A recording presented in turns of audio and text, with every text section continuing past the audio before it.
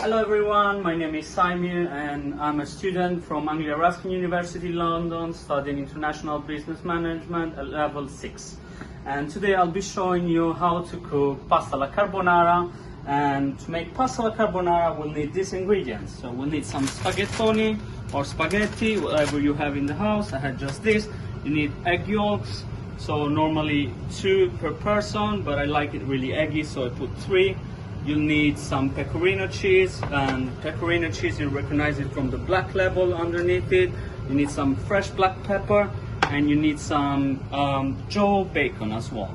We call it this in Italy guanciale, and instead of normal bacon you use this because it's tastier. Sorry, chefs need to stop as well, a little break. So guys, I cut the guanciale in little blocks. And after that, I'm gonna prepare the egg yolks, mixing it with the pecorino and some hot, fresh black pepper. So let's go. So we will need little forks to do that. And we throw some pecorino step by step and start to mix it and prepare the yellow sauce that recognize the carbonara.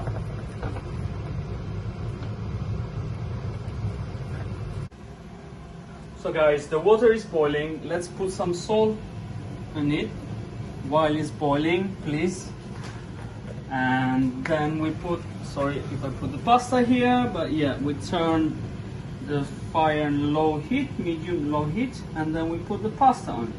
So while the pasta will be cooking, we can start and put the guanciale. And just a little secret, guys.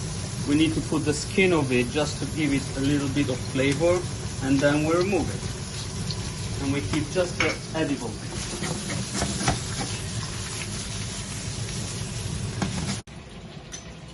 So guys, I removed the pasta from the water and I put it straight away in the pan where was the guanciale, and I'm gonna mix it a little bit in order to, mix the flavors. And after that, don't try this at home, guys, otherwise you'll make a mess. After that, I'll put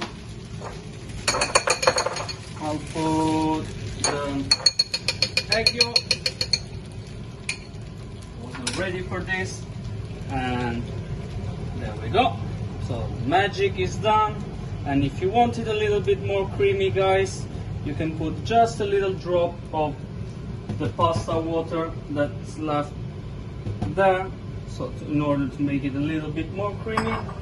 Give it a little mix, and you'll have the yellowish color that recognizes the carbonara. And here we go, guys, and our pasta alla carbonara is ready. Now we only have to enjoy.